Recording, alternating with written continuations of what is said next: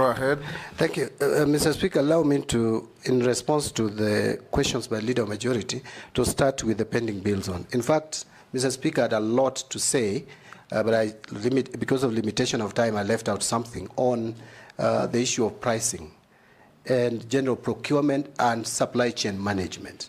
That is an area that we must address. It is what we would call addressing corruption. Mr. Speaker, if you are to buy omena in Kisumu and buy it in Kericho, despite even the transport cost, you are almost buying it at the same price. But in the same government building, 5th floor, 10th floor, buying the same item at different prices. We cannot continue like that as a country. We must find a system of standardizing our prices. And again, there has been talk about automation, end-to-end procurement must now be implemented. We cannot procrastinate further. Kenyans are crying for value for money. Kenyans are talking about economy in the use of our resources. That must be realized by deliberately ensuring that we automate procurement from the budgeting to procurement, to receipt of goods, to payment. It must be end-to-end. This idea of saying we will implement it in July, now it has been moved to January. The moment I become a CS, I want to make sure that that is implemented so that there is value for money. We can save. The former president talked about us losing 2 billion shillings a day. The current president has also talked about us wastage. In fact, Mr. Speaker, you'll remember there was a time we used to talk about 10%. Now it is 30% and counting. If you listen to those who are involved in procurement, we cannot continue in that trajectory, especially now that resources are becoming more and more scarce. We must make sure that the little resources that we'll collect, and that is the responsibility of CS Finance, by the way, to ensure that there is proper accountability and transparency in the use of public resources. On the issue... Are you saying that we, apart from the IFMI system is not working? It is not end-to-end. IFMI system is, the procurement is broken. It is not end-to-end. They will tell you we have automated procurement. It's not true. So we must make sure that from budgeting all the way to payment and even use of goods, it is seamlessly integrated. We must do that. Mr. Speaker, and they have pushed that to January. They have been pushing that automation. Every time they push it, the time comes, they push it. If procurement is pushed, another date is given. So there must be a stop to that, and that stop, hopefully, will be under my leadership at the Treasury. On the issue of... if we approve you, in how many days will you achieve this? I want to work with the new set deadline of January so that we don't pass January again. Okay. Yes.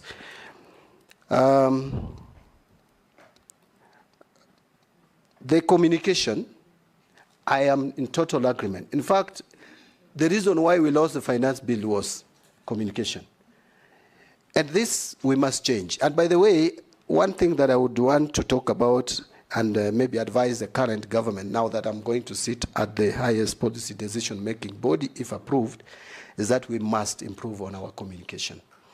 All departments, communication cannot be left to one individual called communication, Honorable Mwaura, no, government spokesman. We must have every ministry and department communicating explicitly and clearly to Kenyans. And Treasury is going to lead. I have already inquired and found that we have a state-of-the-art media center at the Treasury on 14th floor, Mr. Speaker. That must be utilized properly. But again, we must understand that the current generation would not be very comfortable with the conventional of the traditional ways of communicating. We must be innovative. We must use the current system of communication. I know I'm not in Gen Z, I'm not a millennial, but we must be responsive to the way they communicate. And my ministry will adopt modern methods of communication. The final one was from Honorable Shungwe, and it was the first one. What did you ask about the Finance Bill 2024? That Finance Bill was on what you have actually what I've just now Article 2 to 3. Article 2 to 3 abuse. Now, Honorable Shungwe and I have complained over the years about this Article 2 to 3 being misused and abused. Remember, Mr. Speaker, Ruaraka land was bought through Article 223, which, if you look at the Constitution and PFM Act, is very clear on how we should apply or use Article 223. It was for a good intention, that before that the government may find that there is something that should be addressed urgently, but there are not enough funds. Yet now we abuse it. We spend it on anything. Fortunately, it requires approval of the CS Treasury. And so if that abuse is to continue, it is John Badi, if you approve my nomination, who will continue with that bad habit. But I came up with a legislation, Mr. Speaker, not to cause any aspersion on this when I was just recently. I'm still a member of parliament anyway. I wanted to have some controls and check. This was John Mbadi. The former ODM chairman is one of the most smartest people I've seen during this vetting process. He answered the questions very diligently and he was up to point. It seems that this guy went ahead and did his best research before he appeared before this committee. When he was being asked questions, he gave very precise timeline, precise answers which are straight to the point. And if you notice that this guy was or went to school and studied something like business administration, and I think he has a background in finance. For me, I think that this ministry this guy has been given is going to work for him very well, and I really hope that if he's chosen or is approved by the committee, he's going to do a very good job. Part of government, introduce us a government bill through the majority leader. I will be very happy to take it up if he sends it as Take it to cabinet. Thank you, Hand over to majority. But Mr. Speaker, let me just give confidence that this article will not be abused, even with the current legal framework. Okay? To the questions by Honorable Naisula, skunk. Mr. Speaker, let me say the following.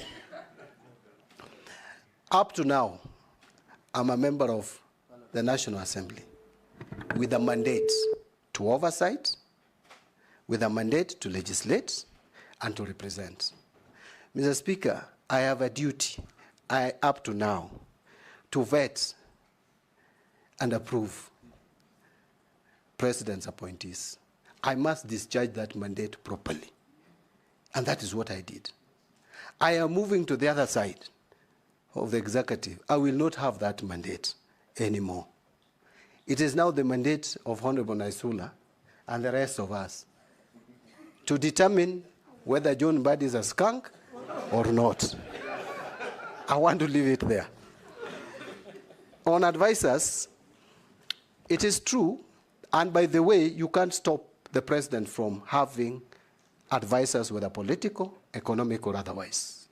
He has that mandate, he has that authority to hire. The only thing I want to state is legally, I am the principal, or I'm going to be the principal, if approved, advisor to the president on matters finance. You advise